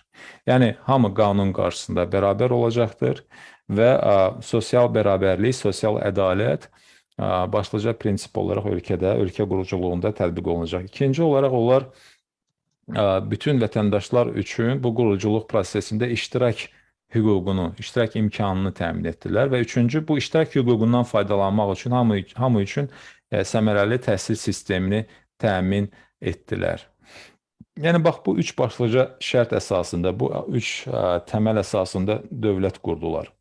Hal-hazırda Singapur adam başına düşən gəlirə görə ən öndə gələn ölkələrdəndir. Ən yüksək deməli, gəlir səviyyəsi adam başına Singapurdadır. O ölkələr sırasındadır ölkə. Həmçinin də kifayət qədər inkişaf etmiş, səmərəli təhsil sistemini də qurmağı bacarıblar. Singapuru fərqləndirən cəhətlərdən birini mən qeyd etmək istəyirəm. Mən görürəm ki, onlar təhsil sistemini qurarkən əvvəlki təhsil təcrübəsindən imtina etməyiblər. Bir çox dövlətlərdə biz görürük ki, əvvəlki təhsil yanaşmalarını kənara atırlar, onlardan imtina edirlər. Amma Singapurda mövcud olan o təhsil təcrübəsini, qət edilən yolda əldə olunan nəticələri onlar növbəti təhsil sistemini qurarkən ondan istifadə edirlər. Bu da onları fərqləndirən cəhətlərdən biridir. Xülasə edim, sonda deyim, Singapurun təhsil sistemini, yəni bu kitab əsasında deyirəm, nədir? Birinci, çox ambisiyalı, yəni çox iddialı kurikulumun olması. Digər tərəfdən, yəni idealı deyəndə onlar tək kognitiv, tək zehni bacarıqların inkişaf etdirilməsi deyil, həmçinin də tələbələrin özünü dərk etmə, yəni onların şuurunun inkişaf etdirilməsi, sosial dərrakə, sosial bacarıqlar, təcrübə kimi bacarıqlar inkişaf etdirirlər. İkinci, onlar müəllimlərin inkişaf etməsi üçün çox gözəl imkanlar yaradırlar. Bu mənada Singapurda müəllimlərin təkmilləşməsi üçün ayrıca belə bir qurum da yaradılıb. Onun adı National Institute of Education, Milli Təhsil İnstitutudur. Bu Milli Təhsil İnstitutu müəllimlərin həm təhsili və onların deməli hazırlığı və həmçinin də ixtisas artırması ilə məşğuldur. Yəni orada həm o bizim bildiyimiz o universitet təhsili, həmçinin də müəllimlərin hazırlığı baxımından, həmçinin də ixtisas artırma imkanları yaradılıbdır. Yəni yenə də yekun olaraq kifayət qədər iddialı kurikulum, Üstəgəl müəllimlərin inkişaf etməsi üçün həm sərt tələblər, həmçinin də gözəl fürsət və imkanlar Sinqapurun təhsil sisteminin xarakterizə edən cəhətlərdir. Çox təşəkkür edirik cənab Reimers. Yeri gəlmişkən əziz izləyicilər, biz cənab Reimers'in qeyd etdiyi kitabları şərh bölməsində paylaşdıq. Siz həmin deməli linkə daxil olaraq kitabları əldə edə bilərsiniz. Thank you enormously, Mr. Reimers. Thank you indeed. We have shared the links to the publications that you have kindly mentioned, that you have kindly shared with us, so the audience of the New Challenges can benefit from those publications. Cənab Reimers, bu reglamentimizi nəzərə alaraq yekun 3 və ya maksimum 4 sualı sizə ünvanlamaq istəyirəm. Qısaca vermənizi xahiş edirəm. Əgər mümkündürsə bu 3-4 sualı sizə ünvanlamaq istəyirəm. Təşəkkür edirəm. Mr. Reimers, as we are approaching the end of the program and having in mind the time limit, we would like to address you a final 3 questions, and we would appreciate your concise responses. Thank you, sir. Thank you so much for your brilliant time. Cənab Reimers, bildiyimiz qədərilə siz COVID-19 dövründə təhsilə bağlı bir sıra araşdırmalar etmişsiniz. Tədqiqatlarınızın nəticəsində diqqətinizi ən çox nə çəkib? Bu nəticələr təhsil işçilərini hansı məqamlara xüsusi diqqət etməyə səsləyir? Professor Reimers, we know that you have done a number of profound studies related to the education in the period of COVID-19 outbreak. So what actually caught your attention as the most in the process of your research? What were the key findings, if you like, and these results, what do you think in regards to educators, what they should pay special attention in your findings? Thank you. In March of 2020, when the COVID pandemic was declared, I began to study the educational impact of COVID around the world. And over the last 3 years, we have conducted many different studies. I would say that this story is a story of a glass half full and half empty. The glass half empty is very well known.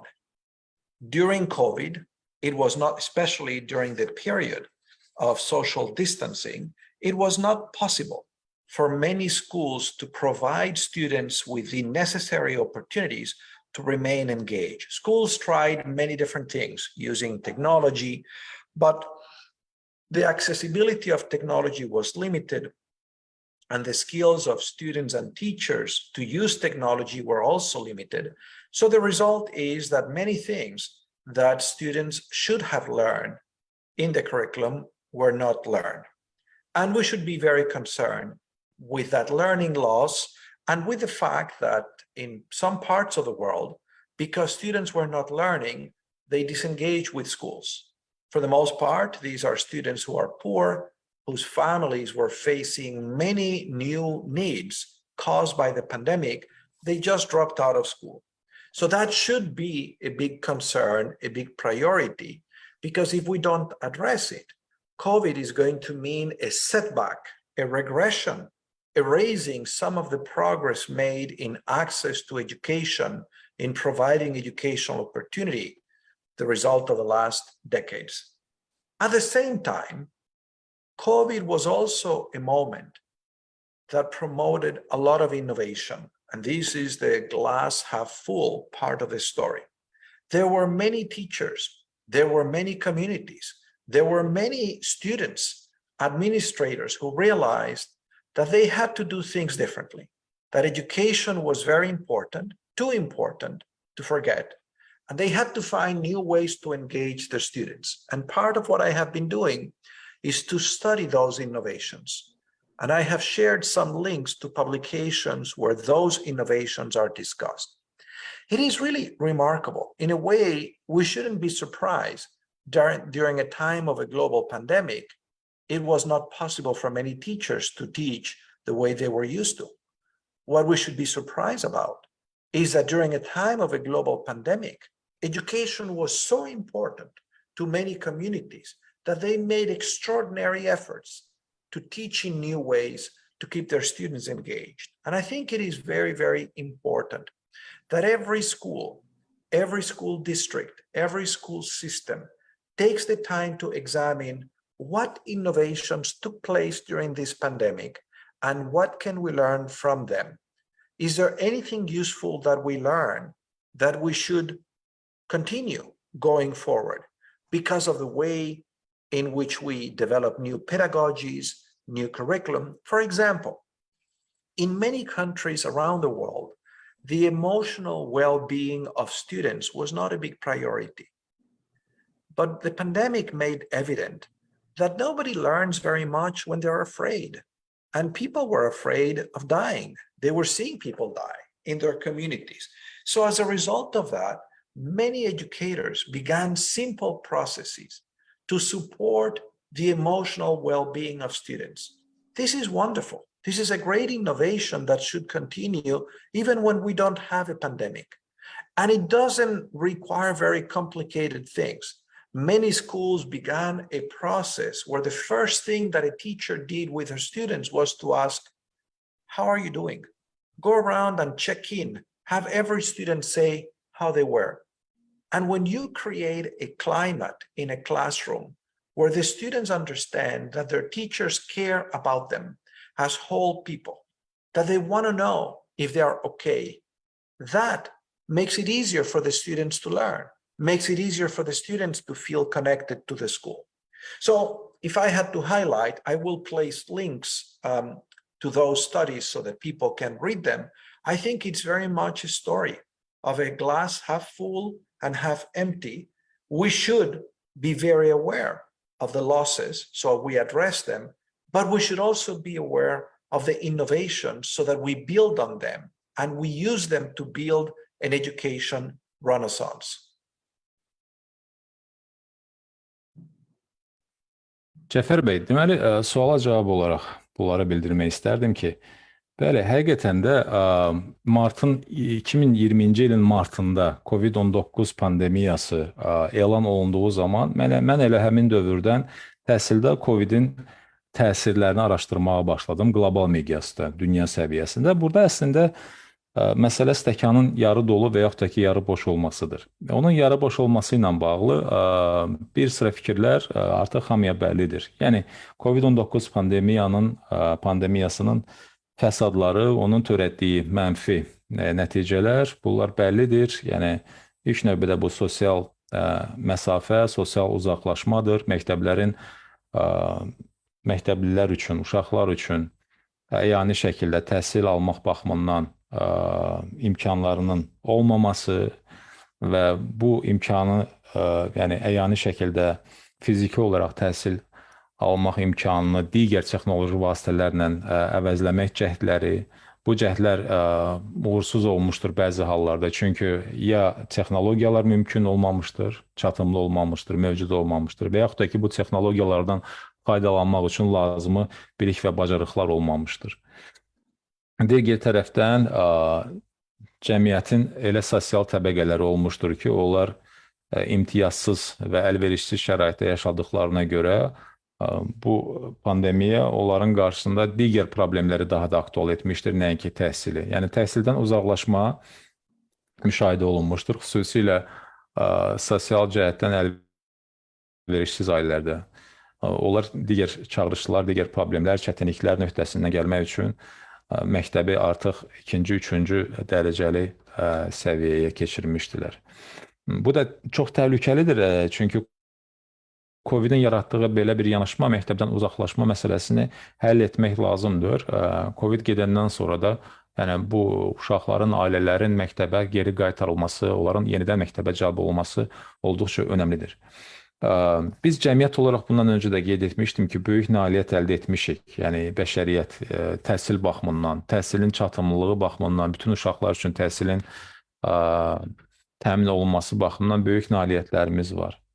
Və bununla yanaşı mən indi stəkanın o dolu tərəfinə baxmaq istəyirəm. Pandemiyanın yaratdığı müsbət təsirlər də vardır. Fəsadlarla yanaşı söhbət innovasiyalardan gedir, yenilikçilikdən gedir. COVID-19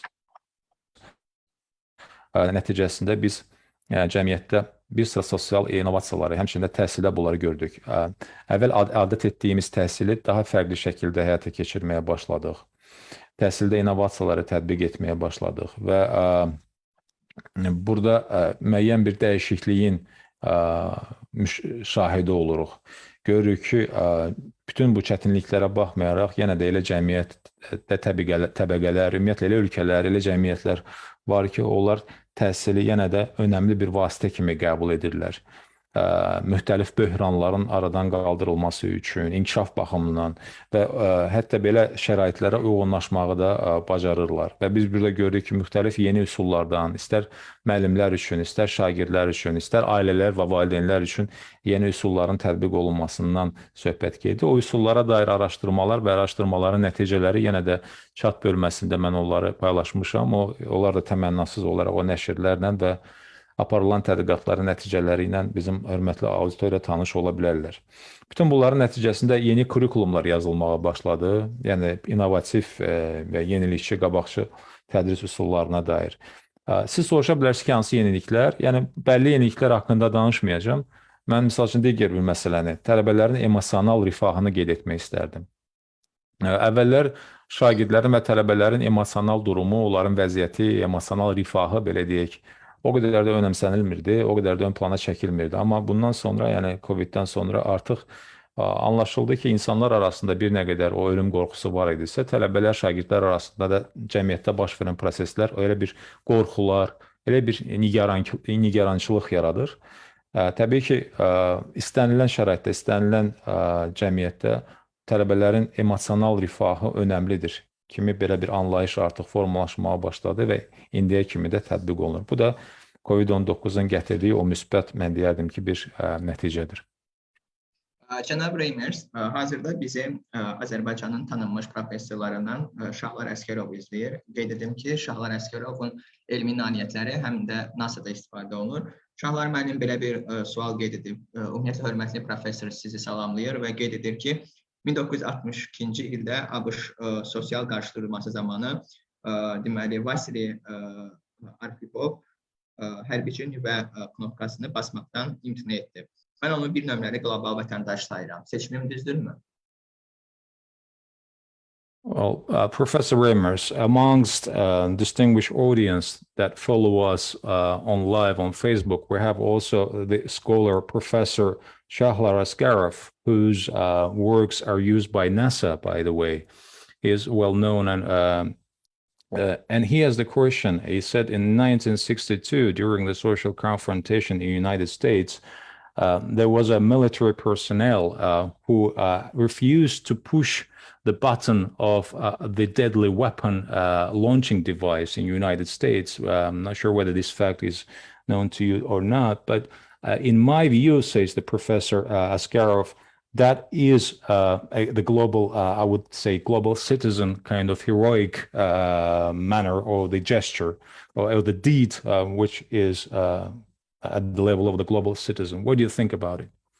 Yeah, I don't know that particular fact, but I agree that educating a person to commit to human rights includes educating them to understand that those rights are superior to national laws that can be changed and regulations. For example, in World War II, in Germany, the Nazi regime ordered the extermination of 6 million Jews and many other people.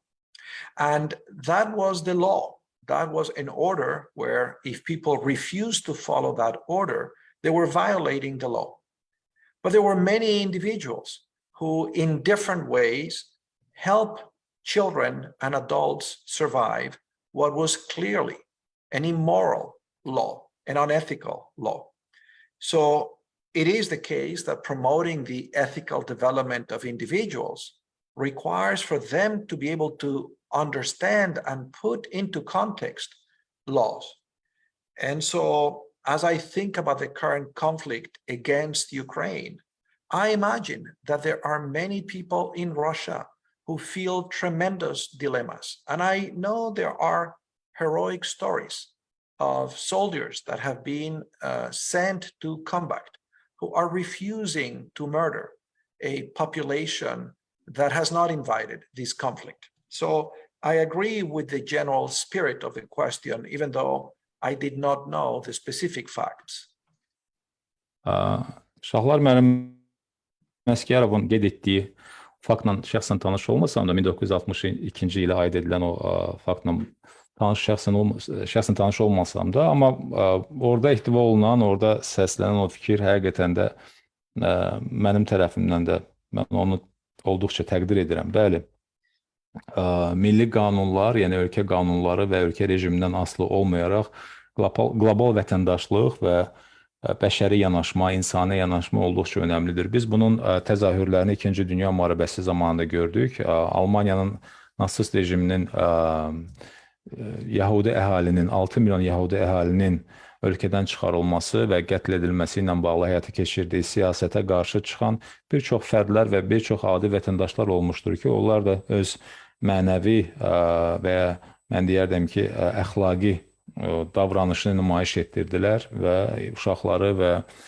həmçinin də böyükləri xilas etdilər. Mən bilirəm ki, Ukraynada indi hal-hazırda davam edən müharibədə də belə misallar vardır. Yəni, Rusiya əskərləri, ora təhkim edilən Rusiya əskərləri sonradan geri qayıdırlar və dinc əhaliyə qarşı silahın istifadə olunmasına, onların qətl edilməsinə qarşı çıxırlar.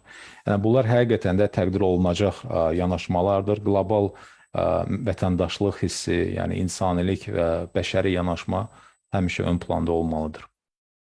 Cənab Reimers, son sualı ünvanlamaq istəyirəm icazənizlə. Bu bizim proqramımızın əsas sualıdır. Çalışırıq ki, bu sualı bütün deməli qonaqlarımıza təqdim edək. Təhsildə yeni çağırışları 8 güşəli ulduza bənzətsək, sizcə belə bir ulduzun güşələri hansı çağırışlardan ibarət olar? Professor Reimers, thank you so much. And the very last but not least question, this is a traditional question that we address to all our distinguished guests. If you compare new challenges in education to the 8-pointed star, the star with the 8 angles, pardon me, what challenges do you think the corners of such star, what challenges do you think the angles of such star will consist of? It's a good question. I haven't thought about it in terms of an 8-point star. But the first challenge, I would say, is the challenge of relevance. How do we make sure that what students learn helps them understand the world in which they live and helps them improve that world? We've talked a lot about that in this interview.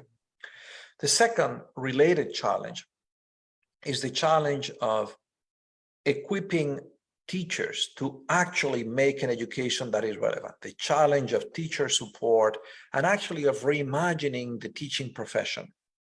The third related challenge is the challenge of social exclusion, is the challenge that schools provide very different experiences to students of very different social backgrounds and often provide the least transformative experiences to the most marginalized children.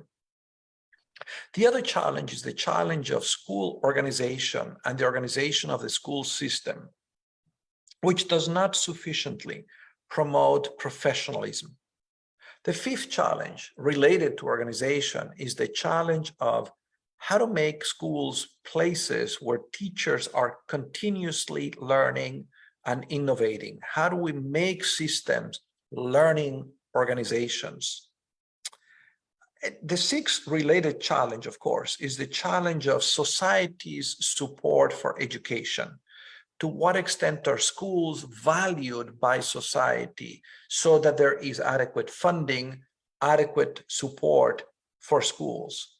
So those are the 6 points I can think about. I'm sure that I could think about 2 others. I guess another challenge is the challenge of finding specific ways to improve schools that begin where people are. I think that educational change is more likely to result from the local actors taking responsibility for improvement than from any grand design that comes from outside the school telling people what they should do. So this is a challenge. It's related to the school as an organization. It's a challenge of empowerment, of everybody being empowered to take responsibility and to be co-creators of a transformation of education, of the culture of education.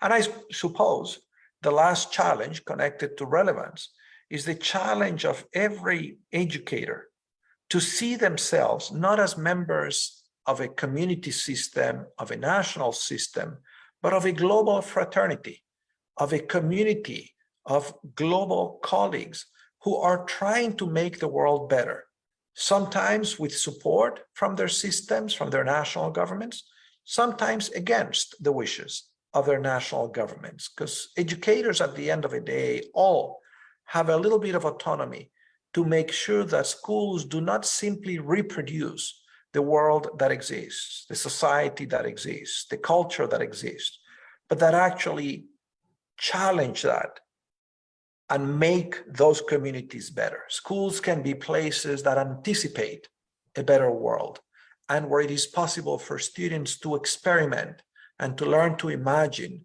what that better world could be. And I think it's wonderful when teachers can do that with the support and within the context of a national curriculum. But it's also important for teachers to understand that they can do that even when they lack such support. I guess those would be the 8 points of your 8-point star. 8 güşəli sual, olduqca maraqlı sualdır Cəfər bəy. O barədə heç düşünməmişdim, amma bir haldakı sual səsləndi, yəni gəlin bunu düşünək. Çağırışlar nə ola bilər? Dərhal ağlıma gələn səsləndirdiyim məsələ aktuallıqdır. Yəni tədris olunan məsələlərin qlobal miqyasda mövcud olan gündəlikdəki o problemlərlə uzlaşması. Yəni mütləq olaraq vacibdir ki, kurikulumda, tədris olunan proqramda dünya səviyyəsində aktual olan, relevant olan məsələlər də özü əksini tapsın. İkinci məsələ, bu aktual kurikulumun tədris olunması üçün müəllimlərin silahlandırılması, yəni müəllimlərin təmin olunması, belə deyək, lazımi vasitələrlə, əyani vəsaitlərlə, bilik və inkişaf təkmilləşdirmə imkanları ilə təmin olunması. Üçüncü, burada vacib olan məsələ və bu çağırış bir problemdir. Bu da sosial təcrid etmədir. Təəssüf ki, məktəblərdə hələ də cəmiyyətdə mövcud olan sosial bərabərsizlik yüz görür ki, məktəblərdə daha açıq şəkildə, daha çılpaq şəkildə görsənir. Xüsusilə əgər biz marjinallaşmış, yəni ki, əlverişsiz olan sosial təbəqələrin övladları haqqında danışırıqsa, onların məktəbdə də yenə də bu sosial təcrid olmuş şəkildə olmasıdır. Bunların aradan qaldırılması vacibdir. Dördüncü, çox vacibdir ki, biz məktəbləri müəllimlər üçün də inkişaf edən və müəllimlərin təkmilləşməsi üçün də bir təhsil ocağı kimi görək. Yəni, məktəblər tək şagird və tələbələrin təhsil alması üçün deyil, həmçində müəllimlərin də inkişaf etməsi, təkmilləşməsi üçün də bir təhsil müəssisəsi olsun. Digər bir məsələ odur ki, bizdə məktəbə yanaşma sistemli olmalıdır. Bu, biz tək məktəb hüdudlarında deyil, ümumiyyətlə bütün təhsil sistemi daxilində təşviq və inkişaf etdirməliyik. 6-cı, cəmiyyətin dəstəyini qeyd etmək istərdim. Bu çox vacibdir ki, təhsilə dəstək bütün cəmiyyət tərəfindən, icmalar tərəfindən təmin olunsun. Tək məktəbin və yaxud da ki, təhsil müəssisəsinin səlahiyyəti kimi görsənməsin. Bu qədər 7-8-i də əgər əlavə etsək, mən burada maliyyələşməni qeyd edərdim. Çox vacibdir ki, lazımi maliyyə imkanları təmin olunsun və gücləndirilmə. Yəni, cəmiyyətin bütün üzvləri, həmçinin tələbələr, şagirdlər, müəllimlər, valideynlər, təbii ki, hər şey məktəbdən başlayır. Onlar cəmiyyətə məhz belə səlahiyyətli, güclü, öz hüquqlarını və digər insanların hüquqlarını tanıyan və hörmət edən məzunlar yetişdirsinlər. Bununla bağlı mən 8-cini bir balaca davam etdirib onu da demək istəyirəm ki, çox vacibdir ki, müəllimlər artıq özlərini qlobal və onların təbii ki, yetişdirdiyi tələbələr özlərini qlobal bir qardaşlığın, qlobal bir cəmiyyətin üzvü kimi görsünlər, qlobal həmkarlar kimi görsünlər. Lazım gələndə ölkənin yəni də müəyyən etdiyi o təhsil dəstxəttinə uyğun olaraq, bəzi hallarda isə tamamilə fərdi şəkildə, fərdi təşəbbüslər şəklində çıxış edərək belə bir deməli, əlaqələr yaratsınlar. Yəni, dünyanın digər yerlərində müəllim həmkarları ilə, digər insanlarla da belə bir həmrəyliyi nümayiş etdirsinlər. Bu qədər. Cənab Reimers, sizə dərin təşəkkürümüzü bildiririk. dəyərli vaxtınızı, dəyərli fikirlərinizi bizimlə paylaşdığınız üçün, qlobal vətəndaşlığın inkişafına töhfə verdiyiniz üçün çox sağ olun və yekunda icazənizlə bizim proqramımızın ənənəsinə sadiq qalaraq kiçik bir hekayəni səsləndirərək proqramımızı yekunlaşdırmaq istəyirik. Təşəkkür edirəm. Professor Reimers, thank you indeed. Thank you so much for your valuable insights, for your ideas, for the knowledge that you kindly shared in establishment of the global citizenship in innovations in this field. We appreciate your energy and your time. And at the end, I would like to share this small piece of story with you and with our audience. Thank you. Thank you so much, Jafar. I appreciate the invitation. I have noted that in your programs, you think carefully about your image. I've seen you in one interview wearing a traditional Azerbaijani dress, and today you chose as your background the cover of one of my children's books. I have written these books for children that have a very simple goal: to promote conversations between children and adults about what does it mean to build a world in which everyone belongs. And so I know you have shared the link to these children's stories online, but I'm so glad that you chose the cover of a book titled Philomena's Friends, which is basically about the ethics and the values that are necessary to allow us to build a world in which we can collaborate with people across all differences for the sake of building a better world. So thank you.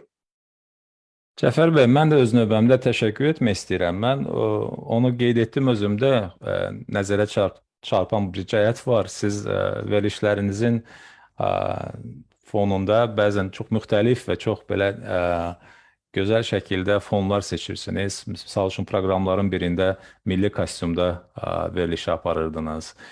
Bu dəfə arxa fonda siz mənim kitabım Philomena'nın dostları, Philomena's Friends adlanan kitabdan illüstrasiyanı istifadə etmişsiniz. Bu kitabda kitabın əsas məqsədi, onun əsas ismarıcı məhz birlikdə bizim yaşaya biləcəyimiz, zövq ala biləcəyimiz, töhfə verə biləcəyimiz bir dünyanı kollektiv şəkildə sülh və əmin-amanlıq şəraitində yaşayacağımız dünyanın qurulmasına dair olan bir Philomena'nın dostları kitabıdır. Bu kitabdan illüstrasiyanı çox nəcibcəsinə yerləşdirmişsiniz. Ona görə mən də yaradılan fürsətə görə sizə təşəkkür edirəm. Çox sağ olun, cənab Reimers. Əziz yeni çağırışlar, bir uşaq müdrikə cavab verə bilməyəcəyi bir sual ünvanlamaq qərarına gəlir. Həmin uşaq ovucunun içində bir kəpənək tutaraq müdrikdən kəpənəyin canlı və ya ölü olmağını soruşmağı planlaşdırır. Düşünür ki, müdrik ölü desə kəpənəyi sərbəst buraxacaq, canlı desə ovucunu yavaşca sıxacaq. Beləcə, ovucunu qapalı şəkildə müdrikə uzadır və soruşur. Ovucumun içində bir kəpənək var. Kəpənək canlıdır, yoxsa ölü? Müdrik həmin şəxsin gözlərinə bir müddət baxdıqdan sonra cavab verir. Bu sənin öz əlindədir, övladım.